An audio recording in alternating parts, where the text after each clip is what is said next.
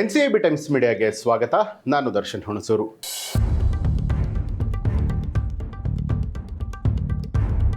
ಭಕ್ತಿ, ಜನಸಂಖ್ಯೆ, ದಾಸೋಹದಲ್ಲಿ ಹೊಸ ಮೈಲುಗಲ್ಲು ಸೃಷ್ಟಿಸಿದ ಕೊಪ್ಪಳ ಗವಿಸಿದ್ದೇಶ್ವರ ಜಾತ್ರೆ. ದಕ್ಷಿಣ ಭಾರತದ ಕುಂಭಮೇಳ ಖ್ಯಾತಿಯ ಕೊಪ್ಪಳದ ಗವಿಸಿದ್ದೇಶ್ವರ ಮಹೋತ್ಸವ 2026ರಲ್ಲಿ ಅದ್ಧೂರಿಯಾಗಿ ನೆರವೇರಿತು. ಲಕ್ಷಾಂತರ ಭಕ್ತರು, ಪ್ರಸಾದದ ಘಮಲು, ಗವಿಸಿದ್ದೇಶ್ವರ ಮಹಾರಾಜ್ ಕಿ ಜೈ ಅನ್ನುವಂತಹ ಘೋಷಣೆಗಳು ಮುಗಿಲು ಮುಟ್ಟಿತ್ತು. 25 ಲಕ್ಷ ರೊಟ್ಟಿ, 20 ಲಕ್ಷ ಮೈಸೂರು ಪಾಕ್ ಸಹಿತ ದಾಖಲೆಯ ದಾಸೋಹ ನಡೆದಿದೆ. ದಕ್ಷಿಣ ಭಾರತದ ಕುಂಭಮೇಳ ಅಂತಾನೆ ಪ್ರಖ್ಯಾತಿಯನ್ನ ಪಡೆದಿರುವಂತಹ ಕೊಪ್ಪಳದ ಶ್ರೀ ಗವಿಸಿದ್ದೇಶ್ವರ ಮಹಾಶಿವಯೋಗಿಗಳ ಜಾತ್ರಾ ಮಹೋತ್ಸವ ಅದ್ಧೂರಿಯಾಗಿ ನೆರವೇರಿದೆ.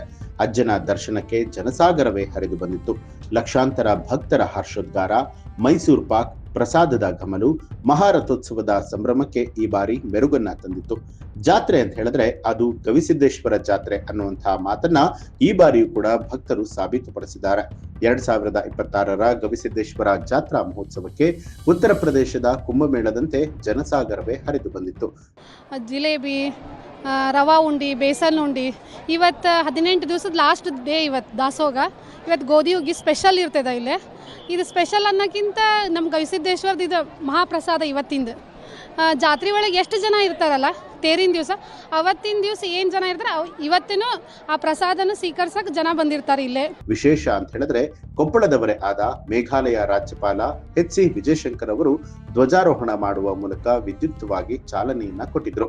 ಇನ್ನು ರಥೋತ್ಸವಕ್ಕೆ ಚಾಲನೆ ಸಿಕ್ಕಿದ ಹಾಗೆ ಗವಿಸಿದ್ದೇಶ್ವರ ಮಹಾರಾಜ್ ಕಿ ಜೈ ಅನ್ನುವಂತಹ ಘೋಷಣೆಗಳು ಮುಗಿಲು ಮುಡಿತು. ಸುಮಾರು 8 ರಿಂದ 10 ಲಕ್ಷ ಭಕ್ತರು ಈ ಒಂದು ಐತಿಹಾಸಿಕ ಕ್ಷಣಕ್ಕೆ ಸಾಕ್ಷಿಯಾದರು. ರಾಜ್ಯಪಾಲ ವಿಜಯಶಂಕರ್ ಅವರು ತಮ್ಮ ಭಾಷಣದಲ್ಲಿ ನನ್ನ ತವರು ಜಿಲ್ಲೆಯ ಈ ಭಕ್ತಿ ಪರಾಕಾಷ್ಠೆ ಕಂಡು ಧನ್ಯನಾದೆ ಅಂತ ಹೇಳಿ ಭಾವುಕರಾದರು. ಅಜ್ಜನ ಜಾತ್ರೆ ಮಾತ್ರ ಪ್ರಸಿದ್ಧವಲ್ಲ, ಇಲ್ಲಿನ ದಾಸೋಹ ಕೂಡ ಜಗತ್ ಪ್ರಸಿದ್ಧ. ಈ ಬಾರಿ ದಾಖಲೆ ಪ್ರಮಾಣದ ಪ್ರಸಾದದ ವ್ಯವಸ್ಥೆಯನ್ನ ಮಾಡಲಾಗಿತ್ತು.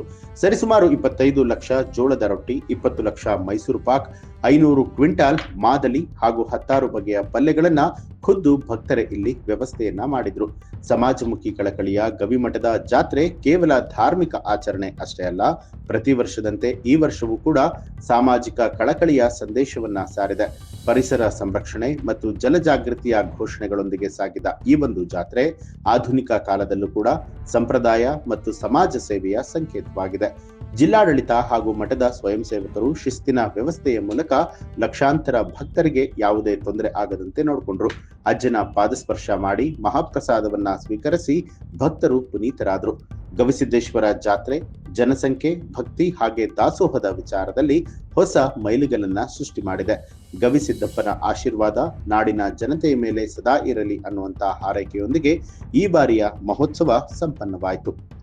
ಇನ್ನು ಗವಿಸಿದ್ದೇಶ್ವರ ಜಾತ್ರೆಗೆ ಸಂಬಂಧಪಟ್ಟ ಹಾಗೆ ಅಲ್ಲಿ ನಡೆದಂತಹ ದಾಖಲೆಯ ದಾಸೋಹದ ವಿಚಾರಕ್ಕೆ ಸಂಬಂಧಪಟ್ಟ ಹಾಗೆ ನಿಮ್ಮ ಅನಿಸಿಕೆಯನ್ನ ಕಮೆಂಟ್ ಮಾಡಿ.